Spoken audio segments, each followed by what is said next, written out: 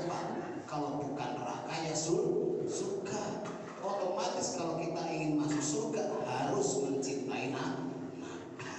Nah, cara mencintai Nabi tentunya ada aturan. Bukan hanya cinta-cinta saja. Kalau cuma cinta-cinta saja kan cinta bohong. Kamu cinta Nabi, cinta. Tapi ketika kamu diperintah oleh Nabi nggak mau, dipanggil oleh Nabi nggak mau, kamu tidak mencintai apa yang disukai oleh Nabi. Jadi pertama untuk membuktikan cinta kita kepada Nabi adalah kita menjalankan sunnah Nabi. Apa sih itu sunnah? Sunnah itu ma'utifa ilan Nabi, segala sesuatu yang disandarkan kepada Nabi, bisa juga ucapan, bisa juga tingkah laku, perbuatan, dan lain sebagainya. Asalkan itu diucapkan Nabi atau dilakukan oleh Nabi, atau Nabi tidak mengucapkan, Nabi tidak berbuat, tapi para sahabat menjalankan dan Nabi senang dan setuju, itu sunnah. Nah, sunnah. Tapi harus kita ingat, tidak semua sunnah itu hukumnya sunnah. Ya. Tadi kan tidak semua sunnah menjadi hukum yang sunnah. Sunnah adalah sesuatu yang dilakukan oleh Nabi. Tadi ma'utifa ilan Nabi. Jadi segala sesuatu yang bersandar kepada Nabi menjadi rujukan, menjadi yang dilakukan oleh Nabi itu adalah sunnah. Tetapi tidak semua sunnah itu menjadi hukum sunnah. Ada sunnah yang berbentuk haram, ada sunnah yang berbentuk wajib, ada sunnah yang berbentuk mubah, dan juga ada sunnah yang berbentuk sunat. Memang itu sunnah, dianjurkan oleh Nabi. Nah, apa sih yang dilakukan Nabi tetapi ketika dilakukan oleh umatnya itu menjadi haram? Kan ada sunnah tapi haram. Sesuatu yang dilakukan oleh Nabi tapi ketika umatnya ikut mengikuti Nabi, menjalankan seperti Nabi, itu menjadi hukum haram dan tidak boleh. Apa itu? Ada yang tahu? Nikahnya Nabi. Nabi punya istri berapa? 9. Nabi sebetulnya istri Nabi itu 11. Nabi pernah nikah 11 kali. Yang Nabi istrinya yang mendahului Nabi meninggalnya 1, yaitu Khadijah. Khadijah nikah Nabi masih hidup. Terus yang dicerai 1. Nabi meninggal dunia dengan meninggalkan istri 9. Itu istrinya Nabi adalah 9. Sekarang umatnya Nabi kalau mengikuti Nabi mempunyai istri 9 sekaligus, boleh enggak? Enggak boleh. Itu menjadi hukum haram. Tapi itu dilakukan oleh Nabi, tapi umatnya haram menjalankan seperti Nabi. Karena Nabi nikahnya itu Allah sendiri yang menikahkan. Allah sendiri yang perintah, Allah sendiri yang menikahkan. Itu Allah. Dan dikuatkan khusus untuk umatnya, gimana? Fankihu ma qabalakum minan nisa'i masna wa sulasa wa ruba. Ini khusus untuk umatnya Nabi. Ya. Nikahilah perempuan yang kamu sukai, yang paling baik, yang paling cantik. 2, 3, bahkan 4. Jadi paling banyak berarti berapa? 4. Jadi kalau ada umatnya Nabi nikah lebih dari 4, itu hukumnya haram. Karena paling banyak harus batasnya 4. Masna wa sulasa wa ruba. Yang pertama adalah masna, bukan 1. Ya, nikahlah dengan perempuan yang kamu sukai 2 sekali perintah Allah, bukan 1, 2. 2, 3 atau 4. Wa in khiftum alla ta'dilu fawahida. Kalau memang kamu tidak bisa berbuat adil 2, 3 dan 4, maka cukup 1. Berarti kalau nikahnya punya istri 1 berarti apa? Wa in khiftum alla ta'dilu, dia takut. Kalau kamu takut tidak bisa berbuat adil, orang takut adalah pemanjung.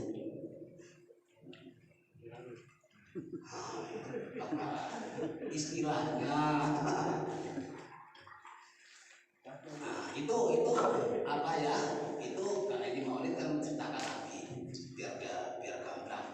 Terus yang kedua tadi kan sunnah tetapi haram dilakukan oleh umatnya, yaitu mempunyai istri 9 sekaligus. Haram bagi umatnya, tapi Nabi melakukan, itu kan sunnah. Terus yang kedua ada hukum wajib ya. Maka tidak semua yang dilakukan Nabi itu menjadi hukum sunat. Ada yang hukum wajib. Apa? Sholat 5 waktu, puasa. Itu Nabi menjalankan semuanya, tapi tidak menjadi hukum sunat, menjadi hukum wajib. Sholat 5 waktu menjadi hukum wajib, puasa Ramadan menjadi hukum wajib, haji menjadi hukum wajib. Dan Nabi menjalankan itu berubah tidak menjadi hukum sunat karena dikuatkan dalam Al-Quran. Itu. Terus yang selanjutnya yang menjadi hukum mubah. Yang namanya mubah gimana? Mubah itu boleh dilakukan dan boleh tidak dilakukan. Yang mau mengikuti juga boleh, tidak berpahala. Yang tidak mengikuti pun boleh, tidak berdosa. Itu namanya mubah. Apa yang mubah? Pertama, Rasulullah Shallallahu Alaihi Wasallam pertama nikah dengan siapa? Khadijah adalah seorang janda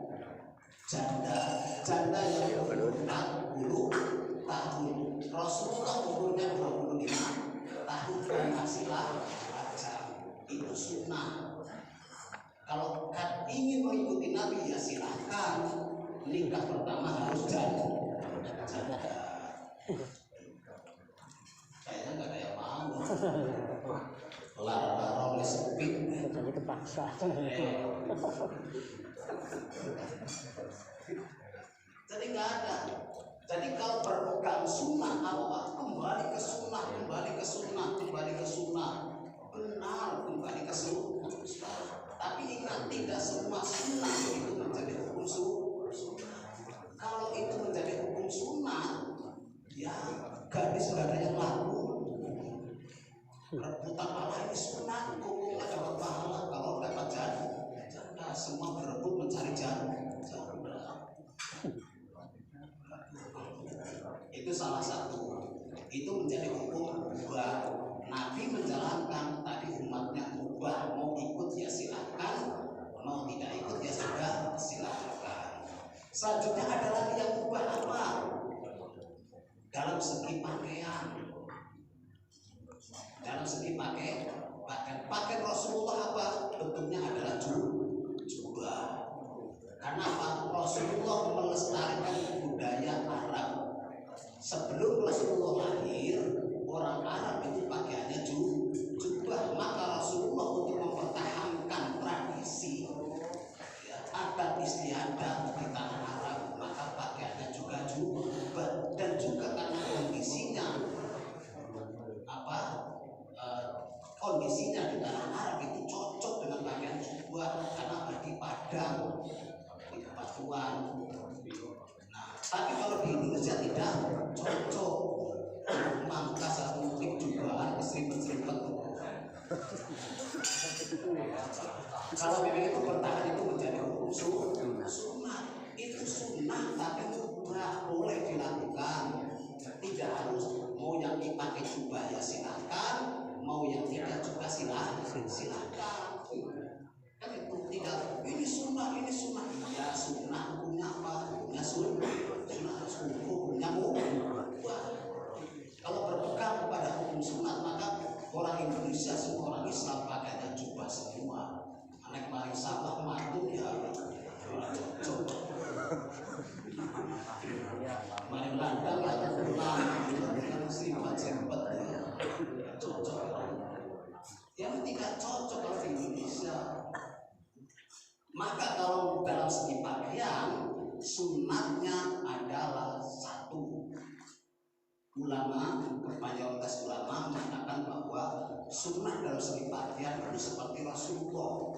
Maksudnya Rasulullah melestarikan adat istiadat, mempertahankan adat istiadat. Kalau di Indonesia ada pakaian apa? Sarung. Yang pakai sarung, batik, yang pakai batik itu sunat. Kenapa? Iba kepada Nabi melestarikan budaya. Itu sunatnya itu seperti itu.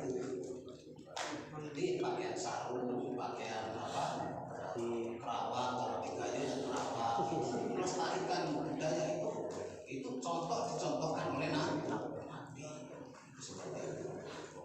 Jadi ya ini bukan berarti tidak boleh memakai jubah. Tadi kan ini ubah yang mau ikut ya Nabi pakai jubah ya silakan, yang tidak ya silakan. Kalau kita di Amerika ya pakaiannya celana, karena nggak ada sarung. Ya, Islam di Amerika celana semua. Jadi itulah kita mempertahankan seperti itu. Terus ada lagi kalau yang hukum sunnah, yang menjadi sunnah tapi menjadi hukum sunnah itu yang dikuatkan oleh Nabi dengan perintah atau dengan anjuran. Nabi itu menjadi hukum sunnah. Contoh ada sholat bangun malam, itu banyak hadis Rasulullah bersabda, tapi Rasulullah juga menjalankan. Terus tentang masalah berbicara yang baik, ngomong yang baik, sopan santun, akhlak yang baik seperti Nabi dicontohkan langsung oleh Nabi. Nah itu menjadi hukum yang sunnah karena itu anjuran perintahnya Nabi. Selanjutnya kebuktian kita. Selanjutnya kalau kita benar-benar mencintai Nabi dan ingin dicintai oleh Nabi, kan itu yang paling penting. Kita mencintai Nabi dan ingin dicintai oleh Nabi, tentunya kita harus banyak-banyak membaca sholawat. Perbanyaklah sholawat. Di mana kalian berada, bacalah sholawat. Dan baca sholawat ibadah yang paling mudah dan paling enak. Sholawat. Kalau baca Al-Quran kita harus melihat empat. Ibadah baca Quran kita harus melihat empat. Di pasar sambil ngomong kepada Quran ya Pak. Orang pada senang jalan dalam sambil Quran baca Quran ya kurang pas. Tapi kalau kita baca sholawat sambil sholawatan jalan sambil di mana saja boleh, dan itu menjadi nilai ibadah. Ibadah yang paling mudah dan paling enak adalah sholawat. Insya Allah kalau kita mau berbanyak sholawat, insya Allah kita akan dicintai oleh Nabi. Kalau kita sudah dicintai oleh Nabi, seperti sabdanya, mangika namangi fil jannah, dia akan bersama-sama dengan Nabi di dalam surga. Maka banyak sekali kisah-kisah ya, bacaan sholawat itu bisa menjadi tawasul untuk bisa menjadi kunci pembuka pintu doa. Itu adalah sholawat. Kita kepengen apa saja buka pintunya dengan sholawat. Perbanyak sholawat, insya Allah sudah jadi. Maka ada kisah sedikit. Orang banyak sekali membaca sholawat. Mohon maaf orang itu bodoh. Nelayan yang bodoh. Dia baca sholawat banyak sekali. Setiap malam mencari baca sholawat. Dan sholawatnya itu tidak dihitung terus baca sholawat. Nah kebetulan baca sholawatnya itu salah. Dia membaca sholawat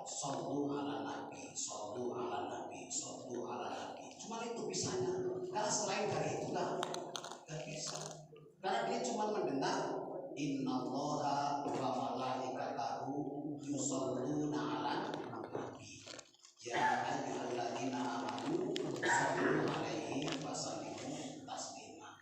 Maka dia hanya bilang itu apa? Shollu ala nabi, shollu ala nabi, shollu ala nabi. Sebetulnya bacaan shollu ala nabi itu kan perintah kau baca sholat, apa? Bukan bacaan sholawat. Gitu. Shollu bacalah sholawat ala nabi kepada nabi. Berarti dia belum baca sholat. Tapi karena bisanya cuma itu saja, shollu ala nabi, shollu ala nabi, shollu ala nabi, sambil mencari shollu ala nabi, sambil mencari shollu ala nabi, tanpa dihitung ribuan. Akhirnya ada salah satu ustaz kiai lewat, dia sambil shollu ala nabi, shollu ala nabi, ditegur oleh ustaz itu, hei, bacaan sholawatmu salah. Bacaan sholawatmu salah. Lalu si nelayan itu berpikir, saya baca sholawat sebanyak salah. Sisi yang dimaksud yang benar bagaimana?